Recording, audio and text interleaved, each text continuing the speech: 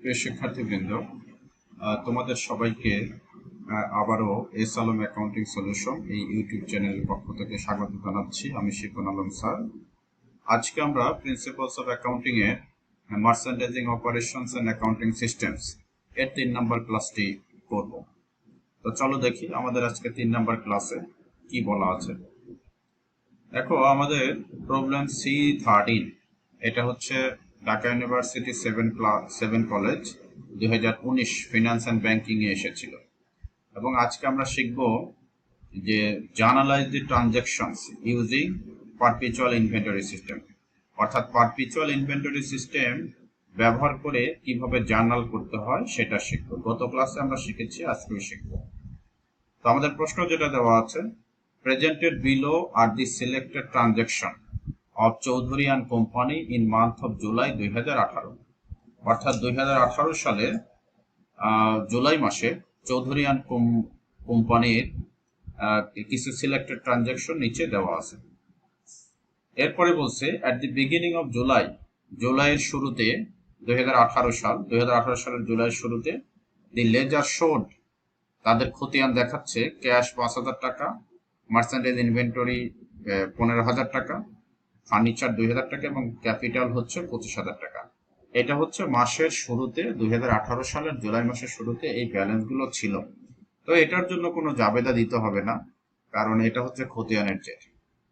আমাদের যেটা জাবেদা শুরু হচ্ছে সেটা হচ্ছে জুলাই 3, এইখান থেকে শুরু হচ্ছে। Purchased merchandise on account from Noor Mohammad trading, টাকা 10,000 অ্যান্ড ট্রান্স দেওয়া আছে 210 নেট 30। এটার মানে হচ্ছে নূর মোহাম্মদ ট্রেডিং এর কাছ থেকে আমরা কি পারচেস মানে কিনেছি, কি কিনেছি? মার্চেন্ডাইজ, পণ্য, অন অ্যাকাউন্ট ধারে কিনেছি। অর্থাৎ নূর মোহাম্মদ ট্রেডিং এর কাছ থেকে আমরা মার্চেন্ডাইজ ধারে কিনেছি। তো পারপিচুয়াল ইনভেন্টরি সিস্টেমে তোমরা জানো, পারপিচুয়াল ইনভেন্টরি সিস্টেমে আমরা যদি কোনো পণ্য কিনি, মার্চেন্ডাইজ কিনি, তাহলে সেই পণ্যের নামে হিসাব তুলতে হয়। অর্থাৎ আমাদের এখানে মার্চেন্ডাইজ ইনভেন্টরি বাড়বে, যেহেতু আমরা মার্চেন্ডাইজ ইনভেন্টরি কিনেছি, এই কারণে মার্চেন্ডাইজ ইনভেন্টরি বাড়বে। ইনভেন্টরি পারপিচুয়াল সিস্টেমে ইনভেন্টরিকে অ্যাসেট হিসেবে দেখানো হয়। তো এই কারণে যেহেতু আমরা মার্চেন্ডাইজ কিনেছি, তার মানে মার্চেন্ডাইজের পরিমাণ বেড়েছে, ইনভেন্টরির পরিমাণ বেড়েছে। এই কারণে মার্চেন্ডাইজ ইনভেন্টরি ডেবিট 10,000। আর এইটা যেহেতু আমরা অন অ্যাকাউন্ট ধারে কিনেছি, এই কারণে হচ্ছে আমাদের দায় বৃদ্ধি পেয়েছে। দায় বৃদ্ধি পেলে অ্যাকাউন্টস পেয়েবল ক্রেডিট 10,000 টাকা। আর বিবরণের ঘরে as usual two record merchandise inventory purchase on credit, এই কথাগুলো লেখা থাকবে। এখানে আরেকটা বিষয় ছিল, ট্রান্স হচ্ছে টু নেট 30, অর্থাৎ 3 তারিখে কেনার পরে 3 তারিখ থেকে আগামী 10 দিনের মধ্যে যদি টাকা পরিশোধ হয় তাহলে 2% বাটা পাবে। আর 30 দিনের মধ্যে অবশ্যই টাকা পরিশোধ করতে হবে। তাহলে আমার ডিসকাউন্ট পিরিয়ড হবে এই যে এই 10 দিন, আর হচ্ছে এই 10 দিনের সাথে 3 তারিখ যোগ হবে, তাহলে 13 তারিখের মধ্যে পরিশোধ করলে 2% বাটা পাওয়া যাবে। ওকে, আমরা এরপরে দেখি July 5, sold merchandise on account. আমরা মার্চেন্ডাইজ সোল্ড করেছি 32,000 টাকা। এখানে কিছু শর্ত আছে, এফওবি ডেস্টিনেশন বলা আছে, terms 210 net 30, the cost of the merchandise sold was taka 24,000।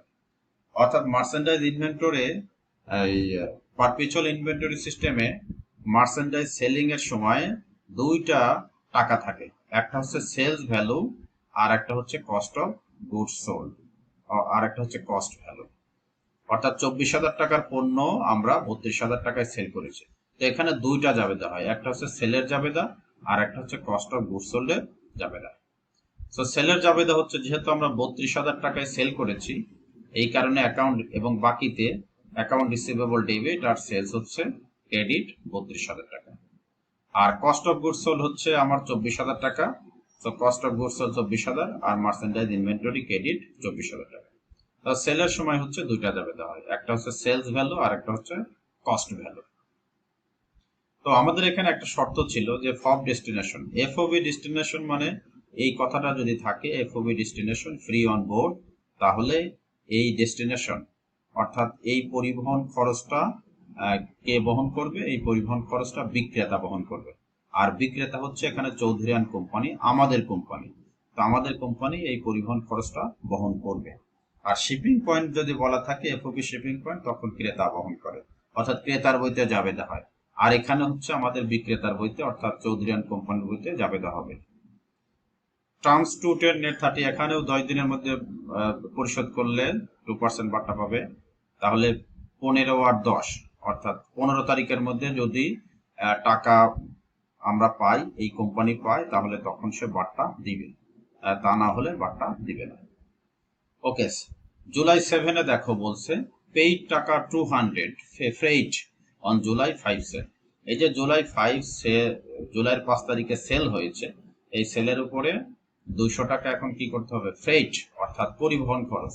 ট্রান্সপোর্টেশনের আর একটা ইংরেজি হচ্ছে ফ্রেইট। এই ফ্রেইট আমাদের এখন পরিশোধ করা হয়েছে।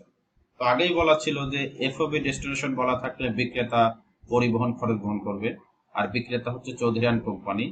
এই কারণে আর এই চৌধুরী অ্যান্ড কোম্পানি পেইড করেছে, তাহলে এই চৌধুরী অ্যান্ড কোম্পানির বইতে এই 200 টাকার হিসাব দেখাতে হবে। ক্রেতার বইতে এটার কোনো হিসাব দেখাতে হবে না, বিক্রেতার বইতে শুধু হিসাব দেখাতে হবে।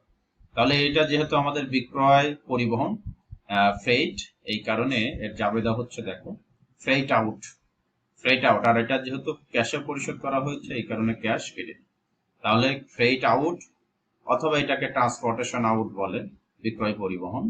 হ্যাঁ, আর এটা হচ্ছে ক্যাশ, যেহেতু ক্যাশে পরিশোধ করা হয়েছে এই কারণে ক্যাশ ক্রেডিট। এরপরে দেখো বলছে যে 9 তারিখে receive credit from Noor Mohammad trading for merchandise return টাকা 500। অর্থাৎ নূর মোহাম্মদের সাথে আমাদের কি সম্পর্ক ছিল? নূর মোহাম্মদের কাছ থেকে আমরা পণ্য কিনেছিলাম। তো নূর মোহাম্মদের কাছ থেকে যদি আমরা পণ্য কিনি, তাহলে আমাদের এখানে যে রিটার্নের কথা বলা আছে সেটা হচ্ছে পার্সেজ রিটার্ন। তো পার্সেজ রিটার্ন কত? 500 টাকা। অর্থাৎ 500 টাকার পণ্য কি করা হয়েছে? ফেরত পাঠানো হয়েছে। তো 500 টাকার ফেরত পণ্য যদি পাঠানো হয়, তার মানে আমার পণ্যের পরিমাণ কমে গিয়েছে। আমরা যদি দেখি, এই যে দেখো আমার পণ্যের পরিমাণ কমে গিয়েছে। আমরা পণ্য কিনলে কি হয়? পণ্য কিনলে হচ্ছে আমার মার্চেন্ডাইজ ইনভেন্টরি ডেবিট হয়, আর পণ্য যদি আমার কমে যায় তাহলে মার্চেন্ডাইজ ইনভেন্টরি ক্রেডিট। যেহেতু আমরা ফেরত পাঠাচ্ছি, এই কারণে আমাদের ইনভেন্টরি কমে গেছে, ক্রেডিট। আর ফেরত পাঠানোর কারণে আমার কিন্তু দায়ও কমে গেছে, যেহেতু আমি বাকি কিনেছিলাম বাকিতে, আর ফেরত পাঠানোর কারণে আমার দায়ও কমে যাচ্ছে। এই কারণে অ্যাকাউন্টস পেয়েবল ডেবিট হবে। দায় কমে গেলে অ্যাকাউন্টস পেয়েবল ডেবিট হয়, আর আমার পণ্য কমে গেছে, এই কারণে মার্চেন্ডাইজ ইনভেন্টরি ক্রেডিট। তাহলে 500 টাকার পণ্য আমি ফেরত পাঠিয়েছি আমরা। এরপরে 12 তারিখে বলেছে যে paid Noor Mohammad trading in full less discount. এখানে ডিসকাউন্টের কথা বলা আছে। আমরা শর্ত দেখি যে ডিসকাউন্ট ক্রাইটেরিয়া তারা পূরণ করছে কিনা। তো 3-3-এর সাথে 10 যোগ করলে 13 তারিখের মধ্যে টাকা পরিশোধ করলে আমার কি বাট্টা পাওয়ার কথা ছিল। তো 12 তারিখেই পরিশোধ হয়েছে, এই কারণে বাট্টা আমরা পাবো। আবার আরেকটা বিষয়, যদি পিরিয়ড কাভার নাও করতো, যদি এই যে লেস তারপরে লেস ডিসকাউন্ট লেখা থাকলে কিন্তু অবশ্যই ডিসকাউন্ট ধরতে হবে। তো paid Noor Mohammad trading in full less discount, কারণ নূর মোহাম্মদ আমাদের কাছে কত টাকা পেত? এখানে 10,000 আর পেত। এরপরে আমরা 500 টাকার পণ্য ফেরত পাঠিয়েছি, অর্থাৎ 9,500 টাকার পণ্য সে পাবে। 9,500 টাকার মধ্যে আমরা এখন ডিসকাউন্ট বাদ দিতে হবে। আমরা দেখি কিভাবে করেছে। এই যে তোমরা দেখো, সে পেত হচ্ছে 10,000 থেকে 500 বাদ দিলে 9,500 পেত। সো 9,500-র উপরে আমরা 2% ডিসকাউন্ট কি করব? ধরবো। তো 2% ডিসকাউন্ট হচ্ছে 190 টাকা। তো আর এই 190 টাকা বাদ দিলে 9,500 থেকে 190 বাদ দিলে সেটা হচ্ছে 9,310 টাকা। এটা হচ্ছে আমরা ক্যাশে পরিশোধ করেছি। এখানে তোমরা একটা প্রশ্ন করতে পারো যে এটা তো আমাদের হচ্ছে ডিসকাউন্ট, তাই না? তো এইটাকে আমরা ডিসকাউন্ট না লিখে, অর্থাৎ প্রাপ্ত বার্তা না লিখে আমরা কেন মার্চেন্ডাইজ ইনভেন্টরি নামে লিখলাম? সো একটা কথা হচ্ছে যে সহজ কথা, যখন আমার পারপিচুয়াল ইনভেন্টরি সিস্টেম বলবে, পারপিচুয়াল ইনভেন্টরি সিস্টেমে ক্রয় সংক্রান্ত যে কোনো বিষয় আমরা ইনভেন্টরি নামে লিখি। অর্থাৎ যদি আমরা যদি ইনভেন্টরি পারচেস করি তাহলে সেটা ডেবিট দিকে লিখি, আর হচ্ছে যে আমার ইনভেন্টরি যদি কমে যায় অর্থাৎ তখন আমরা ক্রেডিট করি। এছাড়াও এই জায়গায় আমরা ডিসকাউন্ট আমরা এখানে লিখছি না, এখানে ডিসকাউন্টের পরিবর্তে আমরা মার্চেন্ডাইজ ইনভেন্টরি নামে এটাকে লিখব। অর্থাৎ ক্রয় সংক্রান্ত পারচেজ রিটার্ন, পারচেজ ডিসকাউন্ট সবগুলোকেই আমরা ইনভেন্টরি নামে লিখব। ডেবিট হলে ডেবিট, ক্রেডিট হলে ক্রেডিট, ইনভেন্টরি নামে লিখব। ওকে, সো 12 তারিখ গেল, এরপরে আসছে 15। Received collection in full less discount from customer billed on July 5। July 5 তারিখে আমরা দেখো যে পণ্য বিক্রি করেছিলাম 32,000 টাকা, সেই টাকাটা কিন্তু আমরা ডিসকাউন্ট বাদ দিয়ে পেয়েছি, এবং এখানেও 10 দিনের মধ্যে পরিশোধ করার কথা ছিল, 10 আর 5 15, আমরা কিন্তু 15 তারিখে টাকাটা পেয়ে যাচ্ছি এবং ডিসকাউন্ট বাদ দিয়ে। তাহলে আমরা দেখি 32,000 টাকার মধ্যে দেখো যে আমি টাকা পেতাম হচ্ছে 32,000, তাহলে অ্যাকাউন্ট রিসিভেবল ক্রেডিট 32,000, এর মধ্যে আমার 2% বাট্টার কথা বলা আছে, তাহলে 32,000 উপর 2% বাট্টা ধরলে হয় 640 টাকা। এই 640 টাকা বাদ দিয়ে 32,000 থেকে বাকি টাকাটা আমরা ক্যাশ পেয়েছি 31,360 টাকা, এই কারণে ক্যাশ ডেবিট আর সেলস ডিসকাউন্ট ক্রেডিট। এই যে এখানে দেখো সেলসের বেলায় কিন্তু আমরা সেলস ডিসকাউন্ট নামেই লিখি, কিন্তু পারচেজের সময় আমরা পারচেজ ডিসকাউন্ট না লিখে আমরা সেটাকে ইনভেন্টরি নামে লিখি। অর্থাৎ পারচেজ সংক্রান্ত সকল বিষয়গুলোকে আমরা কি করি, পারপিচুয়াল সিস্টেমে ইনভেন্টরি নামে লিখি, কিন্তু সেলস সংক্রান্ত সকল বিষয়গুলোকে সেলস নামে লিখতে হবে। তো এরপরে হচ্ছে 15 তারিখ, আমরা 20 তারিখ পারচেজ মার্চেন্ডাইজ ইন ক্যাশ। ক্যাশে আমরা মার্চেন্ডাইজ কিনেছি, তাহলে আমার মার্চেন্ডাইজ ইনভেন্টরি বৃদ্ধি পেয়েছে আর ক্যাশ কমে গিয়েছে 20 তারিখে। তোমরা দেখো এই যে মার্চেন্ডাইজ ইনভেন্টরি ডেবিট আর ক্যাশ ক্রেডিট অ্যাজ ইউজুয়াল 20 তারিখ। এবার 21, receive refund from supplier on cash purchase of July 20 টাকা 600। অর্থাৎ জুলাই 20 তারিখে আমরা ক্যাশে পারচেজ করেছিলাম, এর মধ্যে থেকে 600 টাকা আমরা বিক্রেতার কাছ থেকে রিফান্ড পেয়েছি, অর্থাৎ আমার টাকা বৃদ্ধি পেয়েছে। ক্যাশ ডেবিট অর্থাৎ যে কোনো কারণে আমরা পণ্যটা ফেরত দিয়েছি অথবা পণ্যটা নষ্ট ছিল, এই কারণে আমাদেরকে কিছু টাকা তারা ফেরত দিয়েছে, এই কারণে ক্যাশ ডেবিট। আর আমার ইনভেন্টরি কমে গিয়েছে যেহেতু ফেরত পাঠানো হয়েছে, অথবা ইনভেন্টরির মূল্য কমে গিয়েছে, এই কারণে ক্যাশ ডেবিট আর মার্চেন্ডাইজ ইনভেন্টরি ক্রেডিট, এটা হচ্ছে ক্যাশ রিফান্ডের কারণে। এরপরে দেখো সোল্ড মার্চেন্ডাইজ ফর ক্যাশ 12,000 টাকা, merchandise sold had a cost of টাকা 2,000। এটা তো অ্যাজ ইউজুয়াল যে আমরা 25 তারিখে ক্যাশে যেহেতু সেল করেছি ক্যাশ ডেবিট হবে আর সেলস ক্রেডিট হবে, আর কস্ট অফ গুডস সোল্ড 2,000 টাকা, মার্চেন্ডাইজ ইনভেন্টরি ক্রেডিট 2,000 টাকা। সো এটা অ্যাজ ইউজুয়াল। এরপরে 26 তারিখে বলছে পারচেজ মার্চেন্ডাইজ ফর ক্যাশ, আমরা ক্যাশে মার্চেন্ডাইজ কিনলাম, অর্থাৎ আমার ইনভেন্টরি বৃদ্ধি পেল আর হচ্ছে আমার ক্যাশ কমে গেল। 26 তারিখে দেখো ইনভেন্টরি বৃদ্ধি পেয়েছে আর ক্যাশ কমে গিয়েছে। আমরা 29 তারিখ দেখি, made refunds to cash customers for defective merchandise taka 300। অর্থাৎ কাস্টমারকে মেড রিফান্ড মানে কি, টাকা ফেরত পাঠানো হয়েছে, রিফান্ড মানে টাকা ফেরত দেওয়া হয়েছে। কেন? ডিফেক্টিভ মার্চেন্ডাইজ, আমরা তাদের কাছে হয়তো ত্রুটিপূর্ণ পণ্য বিক্রি করেছিলাম, এই কারণে তাদের 300 টাকা ফেরত দেওয়া হয়েছে। তো 300 টাকা যদি আমরা ফেরত দেই তাহলে আমার টাকা কমে যাবে।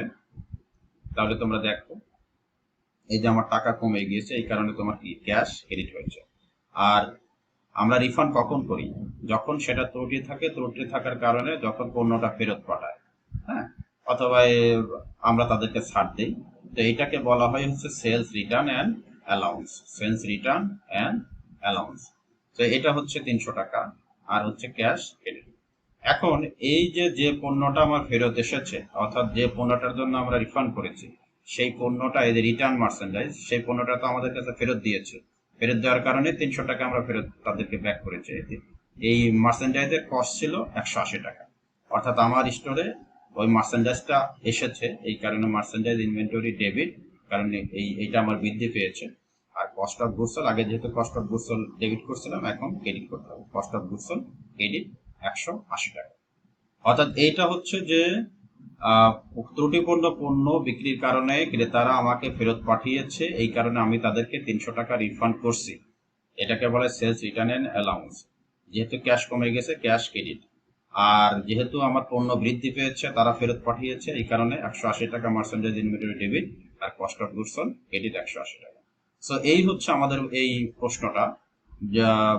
যদি তোমাদের কোনো সমস্যা থাকে অবশ্যই কমেন্ট করে জানাবে, তোমাদের বোঝানোর চেষ্টা করবো। সবাই ভালো।